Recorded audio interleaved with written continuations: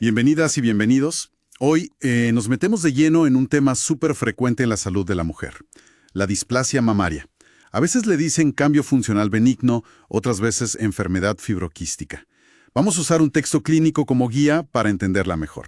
Exacto.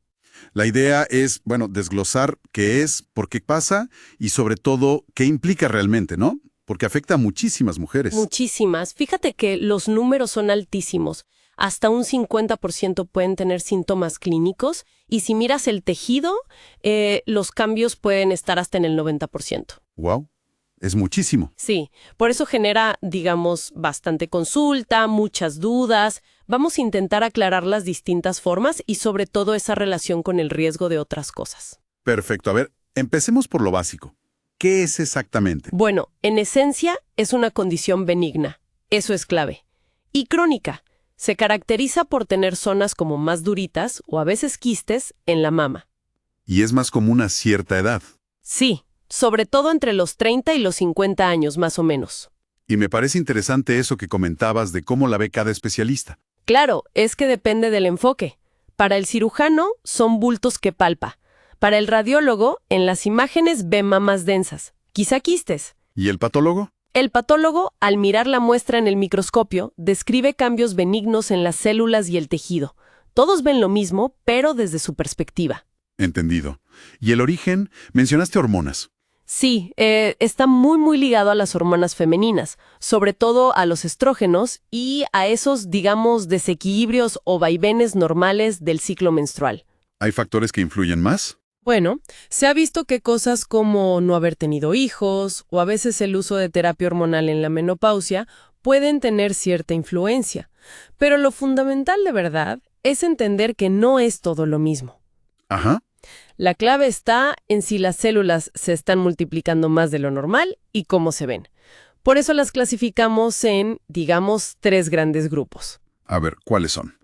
Están las no proliferativas, que son las más comunes. Luego, las proliferativas sin atipia. Y finalmente, las proliferativas con atipia. Vale, vayamos por partes. Las no proliferativas, ¿qué incluyen? Dijiste que son las más comunes. Exacto, también se llaman fibroquísticas. Aquí lo típico son los quistes, que son como bolsitas de líquido. Pueden crecer, a veces doler, y si se rompen pueden causar un poco de fibrosis, o sea, tejido cicatricial. También puede haber adenosis, que es simplemente más glandulitas. ¿Y el riesgo aquí? Pues la gran noticia es que este tipo, el no proliferativo, prácticamente no aumenta el riesgo de cáncer de mama. El riesgo es muy similar al de la población general, alrededor de un 3% a lo largo de la vida. Muy bajo. ¡Qué bien! Eso es tranquilizador para mucha gente, seguro. Totalmente. Luego tenemos el segundo grupo, proliferativa sin atipia. Proliferativa, o sea, que las células se multiplican más. Eso es. Hay más células, pero, y esto es importante, se ven normales al microscopio. No hay rareza en ellas. Aquí entran cosas como la hiperplasia epitelial simple o los papilomas intraductales. Papilomas. ¿Eso puede dar síntomas? Sí, a veces un papiloma puede causar secreción por el pezón. En algunos casos, esa secreción puede tener un poquito de sangre. Ok. ¿Y el riesgo en este grupo? Aquí el riesgo sube un poquito, sí. Es aproximadamente 1.5 a 2 veces el riesgo basal. Hablamos de un riesgo absoluto de por vida de entre un 5 y un 7%. Sigue siendo un riesgo bajo, pero ya es un pelín mayor que en el grupo anterior. Entendido.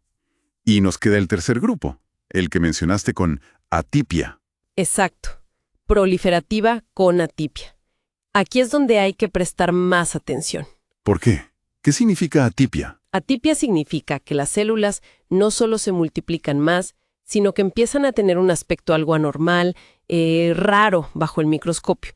Se parecen un poco a las células de un carcinoma in situ, pero ojo, no son cáncer todavía. Son como una señal de alerta, digamos. Justo, una señal de que algo está cambiando. Y aquí sí, el riesgo de desarrollar un cáncer de mama invasivo a futuro aumenta de forma más significativa. ¿De cuánto estamos hablando? El riesgo relativo se multiplica por unas 4 o 5 veces respecto al basal. Esto se traduce en un riesgo absoluto de por vida que puede estar entre el 13 y el 17%. Vale, 13-17%. ¿Cómo se compara eso con algo que ya se considera precáncer? Buena pregunta. Para ponerlo en perspectiva, un carcinoma in situ, que ya es una lesión precursora, tiene un riesgo asociado de desarrollar cáncer invasivo de alrededor del 25-30%. O sea que, aunque la atipia aumenta el riesgo considerablemente, Sigue siendo menor que el de un carcinoma in situ. Y es crucial, de verdad, recordar que la inmensa mayoría, más del 80%, de las mujeres con estos cambios proliferativos con atipia no van a desarrollar un cáncer invasivo. Es un factor de riesgo, no una sentencia. queda claro. Importantísimo ese matiz. ¿Y cómo se manifiesta todo esto en el día a día? ¿Qué siente una mujer? Lo más típico es el dolor o la molestia en las mamas, que se llama mastalgia. Suele ser en ambas mamas y, característicamente, empeora en los días previos a la menstruación y mejora cuando baja la regla. El famoso dolor premenstrual, pero en las mamas. Exacto.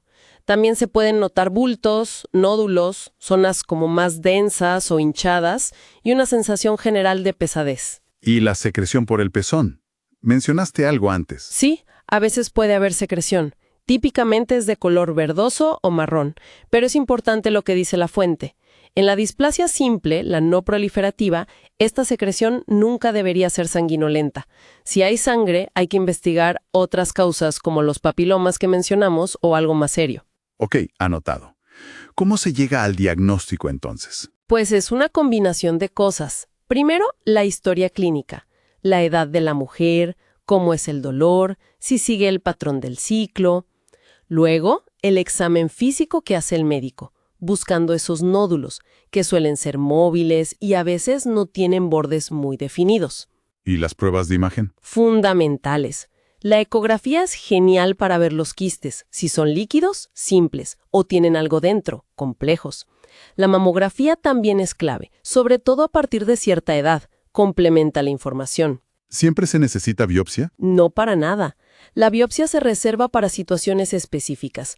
Si hay una secreción por el pezón que es sanguinolenta, si en las imágenes se ve una masa sospechosa o si un bulto persiste y no cambia con el ciclo. Ahí sí, para saber exactamente qué tipo de células hay. Bien. ¿Y el tratamiento? Si es algo tan común y mayormente benigno. Exacto. El manejo se enfoca mucho en los síntomas. Para el dolor cíclico, pueden ayudar los antiinflamatorios tipo AINES, tomados sobre todo en la fase previa a la regla. A veces, si hay mucha retención de líquidos, algún diurético suave. ¿Y si hay un quiste que molesta mucho? Si un quiste es grande y doloroso, se puede pinchar con una aguja fina y vaciar el líquido. Es un procedimiento sencillo, se llama aspiración. ¿Y ese líquido se analiza? Si el líquido es claro, amarillento o verdoso y el bulto desaparece después de pincharlo, generalmente no hace falta analizarlo ni hacer nada más. Se reabsorbe solo. Si fuera sanguinoliento, sí se mandaría a analizar. Vale. ¿Y qué pasa en los casos del grupo 3, los de proliferativa con atipia?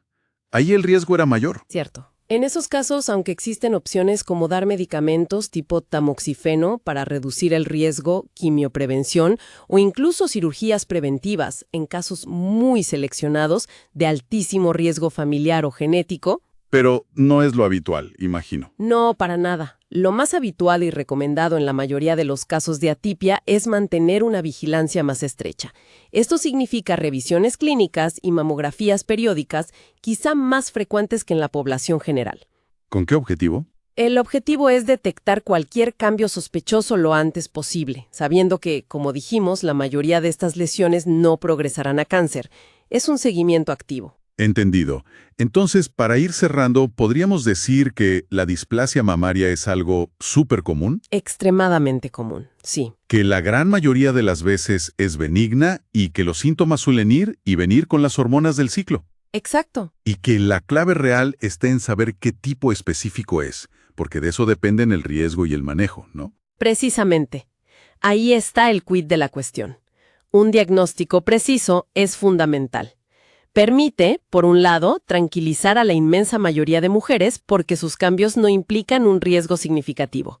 Y por otro, enfocar la vigilancia y las medidas preventivas solo en aquellas que sí tienen un riesgo algo mayor, evitando sobrediagnósticos y sobretratamientos innecesarios en las demás. Perfecto. Pues creo que ha quedado bastante claro. Y nos dejas con una reflexión interesante para el final.